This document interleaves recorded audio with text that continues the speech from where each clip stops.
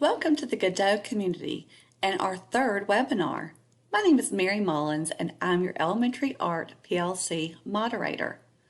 Today's topic is a more in-depth discussion of my digital experiences of teaching during the pandemic. I'll be going into detail ideas of how to physically set up your devices for your digital teaching, as well as activity ideas and assessments. I've tried different ways of doing things, and through trial and error, I'll give you the best advice I can in order to mainstream and simplify your digital experience. I'm so glad you're with us today. Let's get started. The first portion of our webinar covers behavior and digital expectations, physical equipment setup, virtual student engagement, as well as an awesome Godot infographic to assist you with your digital teaching. Student behavior can be one of the most frustrating things for me. I'm not a disciplinarian. I'm actually a bit of a pushover, and this is something I struggle with daily. It stresses me out when the class, whether the virtual one or face-to-face, come in rowdy and the opposite group is patiently waiting. With the beginning of class having so many things to juggle at one time, like verifying the seating chart for contact tracing, letting the virtual students in, and making sure you are ready for the actual lesson, as well as showing you're excited and happy that they're all there, it can be overwhelming and sometimes downright hard. But I try to keep in mind that it's not the student's fault that we're in a pandemic. It's okay to make mistakes. We all do. Do your best to focus and stay calm. Remember that art is a great outlet for most students to relax, have fun, and be creative. If things go awry, have a plan B and go with the flow. It is not worth running your day over. Your virtual students need to know your expectations, and I learned this the hard way because I was assuming they knew everything that was expected, hence the reason why I created this graphic. I also found it helps as when you're going over these, give some extreme bad examples on some hot topics to get your point across. And occasionally I have to revisit some of the topics with my virtual students to reinforce my expectations. You're free to download a copy of this from the Documents tab here in our community to use. I discussed the physical setup briefly in the last webinar. This is what my hybrid setup looks like. I have found it's the best way for me to teach my face-to-face students as well as my virtual ones at the same time.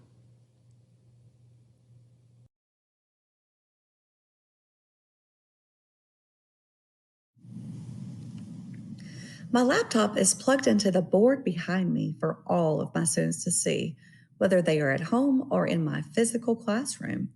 I use this computer for the actual lessons, for instance, videos, PowerPoints, images, websites, as well as demonstrations on the big screen.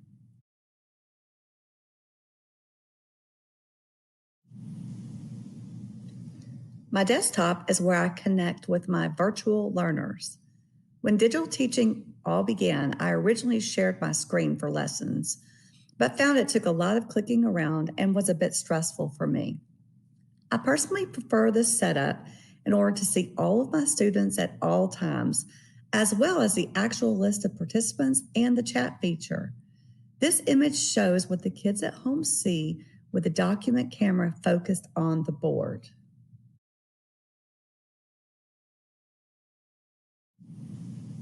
The document camera is connected to my desktop where my virtual learners are located. I toggle between the actual camera on my computer where they can see me and this camera where they see the board with a simple click on the video icon setting.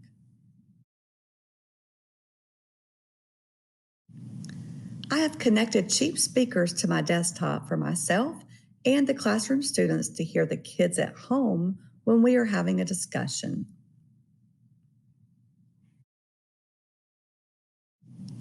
It is important to be organized and have everything you need at your fingertips. I like to be able to see my schedule at a quick glance and not have to go somewhere looking for it while I'm teaching.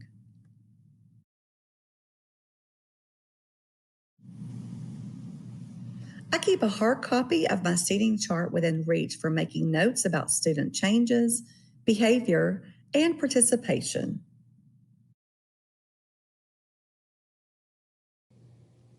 When setting up your home space for virtual learning, it is very helpful having a TV or a second monitor and teach using the dual screen model.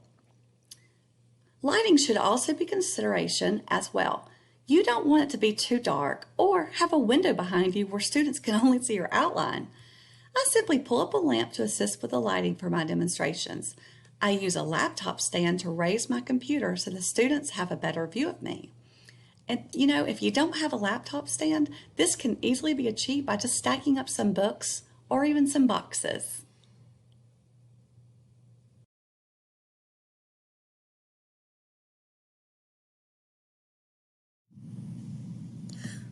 My laptop is plugged into the TV in front of me using an HDMI cable. When I'm teaching from home, I share my screen when showing lessons for PowerPoints, videos, pre recorded books, and websites. I use a dual screen option and push the students onto the TV. This allows me to see them at all times and leaves my laptop for the lessons I'm sharing.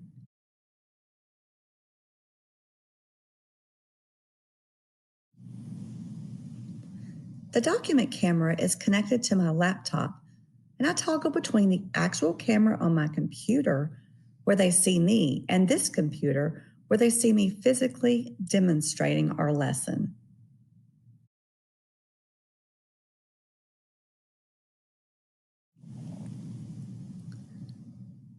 I like having everything at my fingertips at all times, including my schedule and student lists. This interactive infographic is an amazing resource created by the Georgia Department of Ed. It's hyperlinked to 10 informational videos that can truly assist you in your digital teaching. Simply click the link in this post to open the graphic and tap on whichever topics you're interested in learning more about.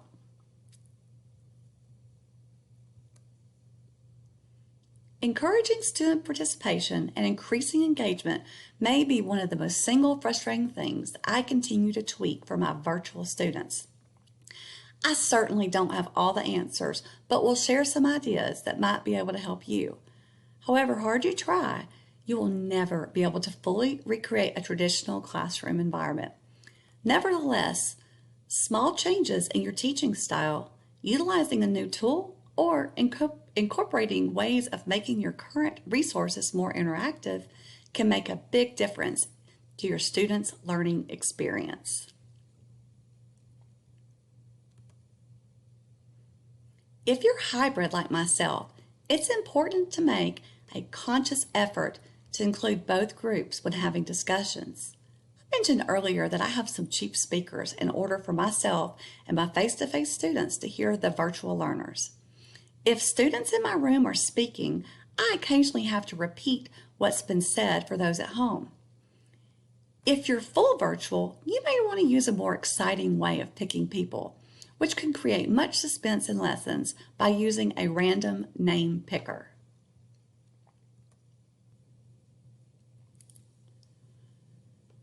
If your video conferencing platform has the chat feature, you can get feedback from students quickly by writing something in the chat and getting them to respond.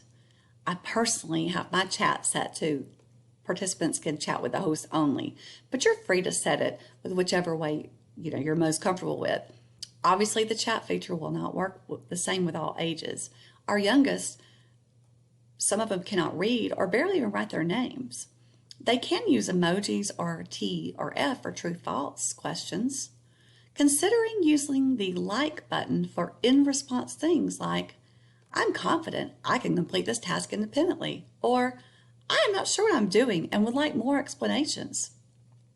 You can also use this method to find out when students have finished a task. Click the thumbs up when you finished, or another idea is called the type, wait, and send. Get everyone to type their answer in the chat, and then either get them all to click send at the same time, which can be great for discussion, or pick one student to click send.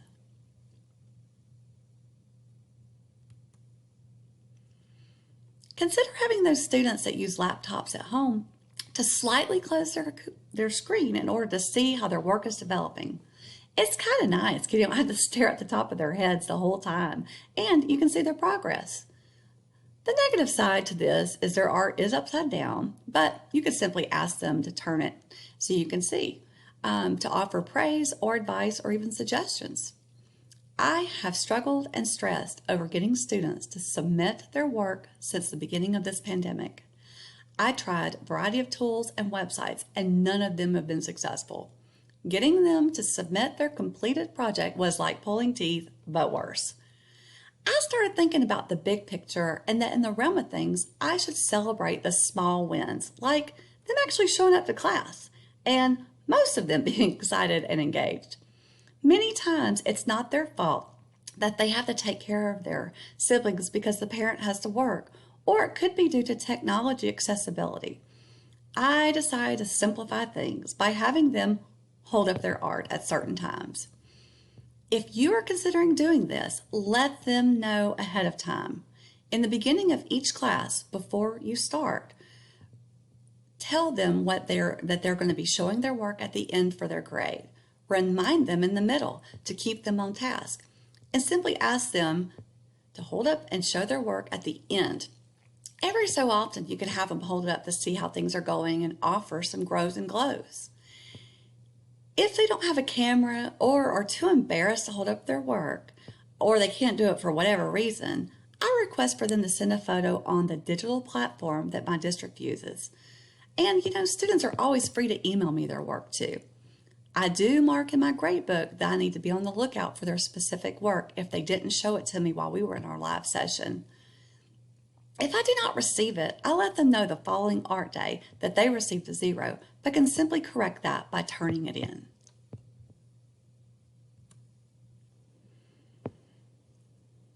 At the beginning of the year, I was using the same teaching methods as I had in the past pre-pandemic years. I quickly learned that would not work. I really like to work on projects for more than one class period in order to spend a nice chunk in the beginning of lessons to study and discuss artists as well as styles of art. A few things I now consider when lesson planning, since I teach over 1,100 students and I only get to see them every other week for 45 minutes. They only have basic supplies. The virtual students have to sit in front of their computer for the entire day, and they need to be doing something actively and not just watching. Also, I noticed that when we did start a project to continue our next art day, many of my students were at home and could not find it since it had been 2 weeks, or they were sent to school and their work was at home, or vice versa. With all of these things in mind, I decided to teach one-day lessons. It's not ideal, but that's what works for me. One day, hopefully soon, we'll be able to go back to teaching our elaborate lessons. I jumped on board the Bitmoji craze this year. You're looking at my basic format that I use for all of my lessons now. Please do not feel like you have to make a Bitmoji virtual classroom. I know some of you have some very strong feelings about that. Anywho, I typically put a video short or pre-recorded read aloud in my laptop that goes with my lesson to get started.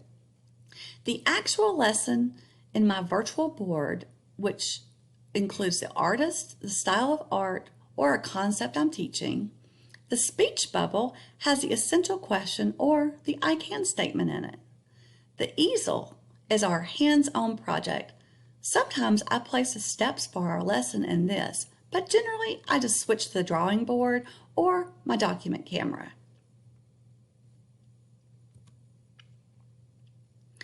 I occasionally like to base my lesson on a children's book. There are so many great books out there for inspiration. This particular lesson is for my younger students. You'll notice I do not do any drawing with this type lesson because I like to see what the children can do on their own, and this helps me guide my future lesson plannings with skills needed. Social emotional learning is an important part of school these days with everything we've all gone through the past year. This particular lesson helps me gauge how the students are actually feeling. Please note that I teach my lessons live, but I have recorded this for you. We are going to learn about how colors can show how we're feeling.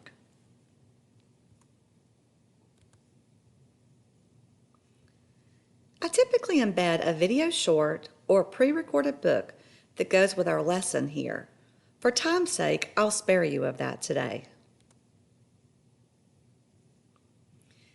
Did you know that colors help us to express our feeling in works of art? Let's take a moment to look at this painting. Here are some questions that you could ask your students. What do you think is happening in this painting? Why are they sad? Do you think blue is a happy color? Why or why not? Are these people the color blue in real life? There is no exact answer for what colors match moods or feelings. Feel free to do your own research. I've adopted a few of these colors to fit the needs of my lesson. Let's meet the color monsters.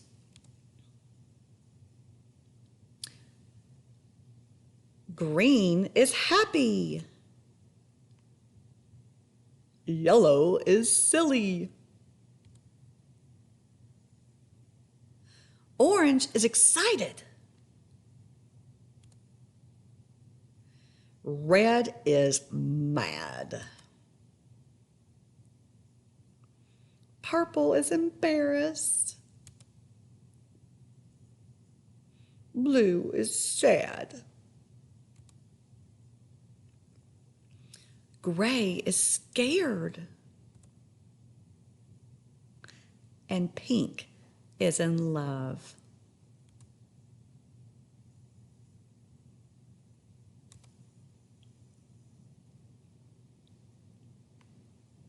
Now, I want you to design your own color monster with how you're feeling today. Think about your facial expression and how your monster's acting. Does it go with the color that you're feeling? Some other things to think about. Where is your monster standing? What is it like to eat? Is it feeling a bunch of different emotions? Feel free to draw more than one on your paper or use a variety of colors on one monster to show you're confused or have mixed emotions. Once the students are working, ask them to tell you about their mood monster. Like, why is it feeling that way? What made your mood monster so happy? You'll be thrilled and sometimes a bit sad with their responses.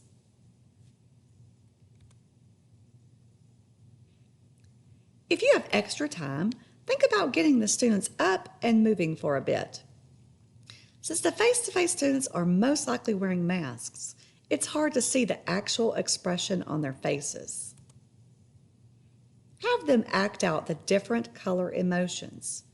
You can do it like, Simon says be blue, and then they physically demonstrate what sad looks like.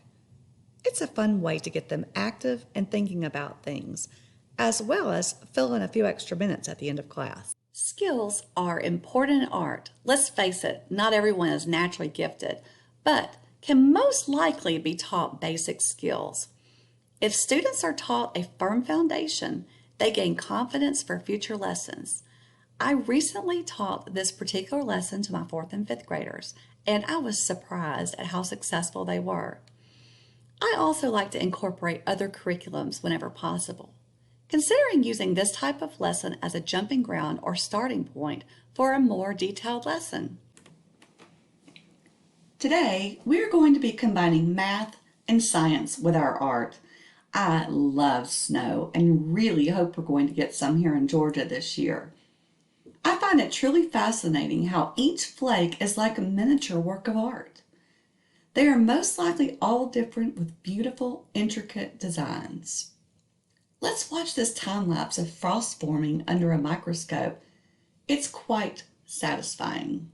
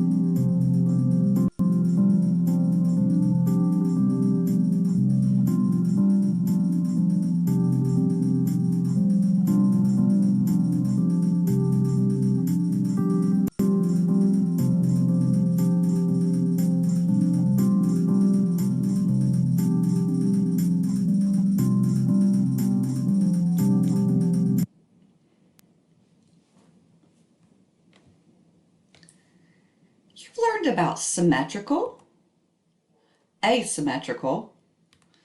Today we're going to learn about radial balance.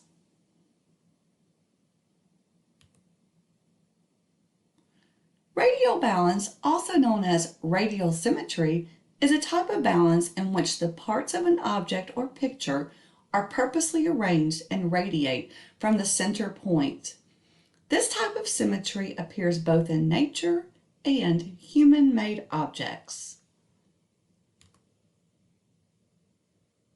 These are just a few things found in nature that have radial symmetry. Can you think of any others that you may have seen?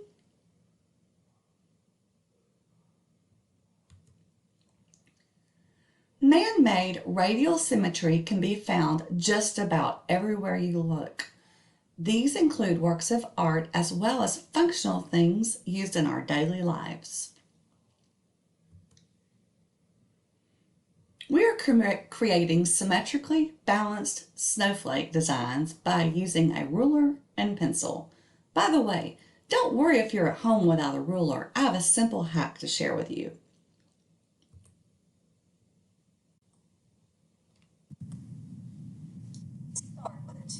Let's start with a 2-inch snowflake. Keep in mind, the very first spot of the ruler is 0, and it's not always marked. You're going to draw your first line by pressing the pencil against the ruler in order for it to be straight.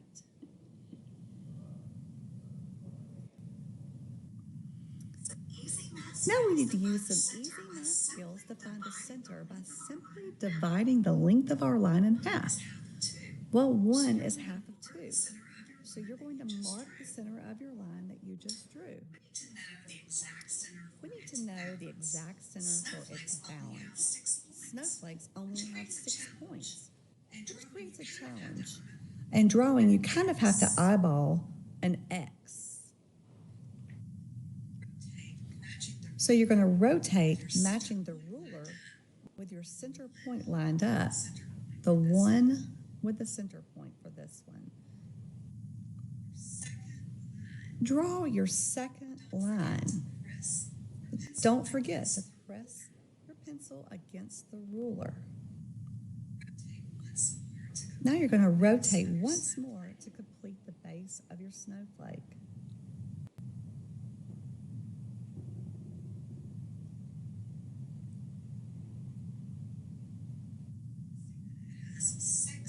You can see that it has 6 points.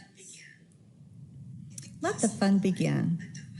If you place a line, a dot, or a design on one part, you must place it on all 6 of them. You'll notice I rotate my paper. I find it easier to do my design by doing this.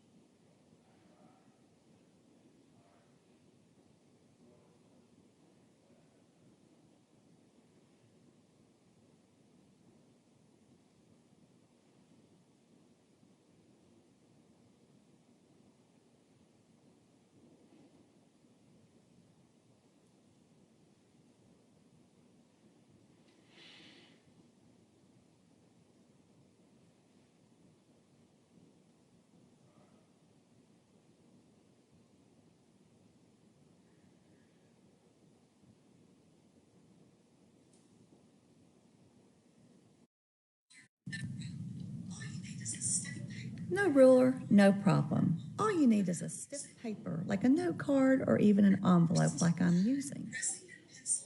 For your first line, pressing your pencil against the edge.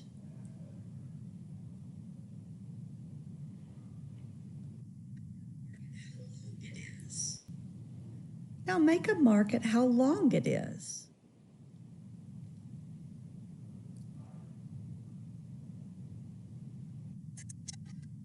Numbers on it. We're going to simply find Since we the don't have center a ruler with numbers by on it, folding we're going to the end simply of our find the envelope center to the mark by we just folding drew, the end of like our envelope this. to the mark we just drew, like this.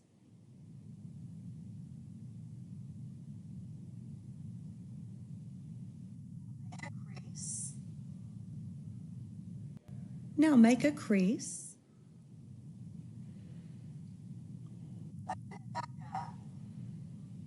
Mark the center point. Open it back up and mark the center point. Back up to the first line you drew. And now mark Line it the back center up to the point on first line. line you drew, and now mark the center point on your line.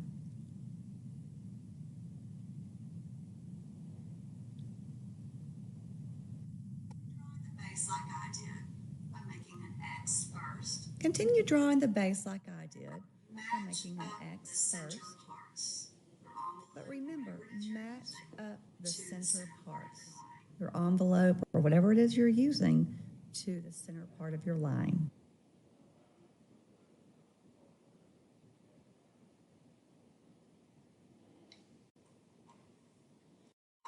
You to get started. What designs will you create? Now it's time for you to get started. What designs will you create? Now that remote learning has been thrown into the teaching mix, we are forced to rethink how to assess our students. Emphasizing the process over product focuses student thinking on day-to-day learning and less on achieving a specific end result. It's important to consider whether your virtual learners are equipped with the proper supplies needed, as well as access to online tools.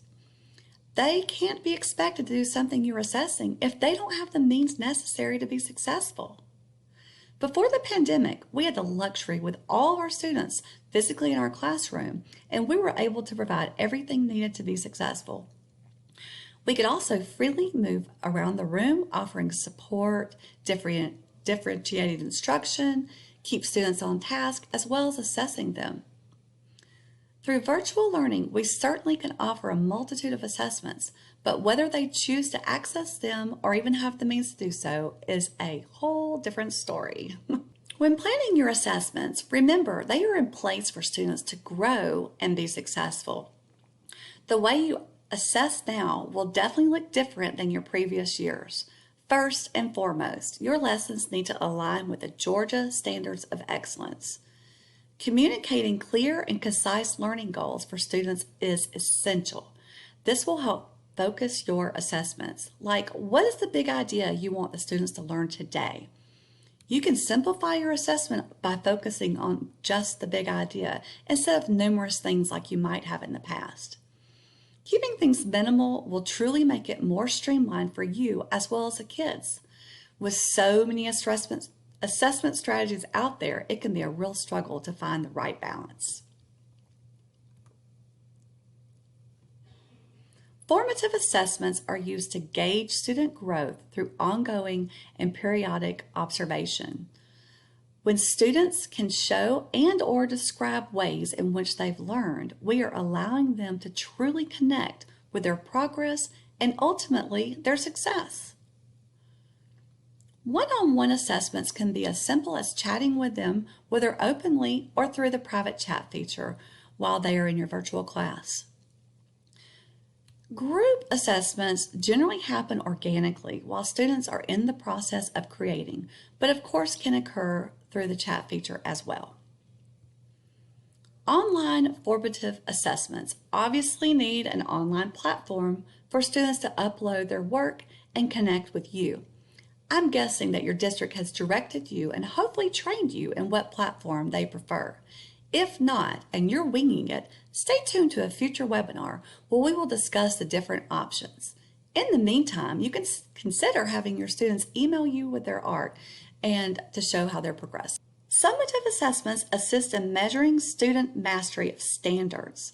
Self-assessment and reflection are important aspects of that learning process. Due to online learning, this truly takes some thought and often means meeting a learning curve head on. It also means possibly taking common digital tools like email and discussion boards and using them for the creative delivery of virtual assessments. Rubrics make expectations for each assignment very clear. Students can use a rubric to self-assess their success easily. Posting them on your online database would allow students to access them at any time. Another possibility would be if you have a way for students to collect and drop off items at your school. At my school, I have a clear container that seals with a lid. It's outside and in front of my school and is labeled for my students to easily locate. It works as sort of a mailbox where students can pick up things needed or drop off things to me. I have not used it for a rubric, but can certainly see myself giving it a whirl. Student reflections allow students to reflect and communicate their understanding of mastery of the content by submitting their evidence of learning in creative ways, like digital journals. It really depends on what means your district has set up for online learners. Presenting is a way for students to physically present their work. It provides an opportunity for them to demonstrate their mastery of a concept or topic.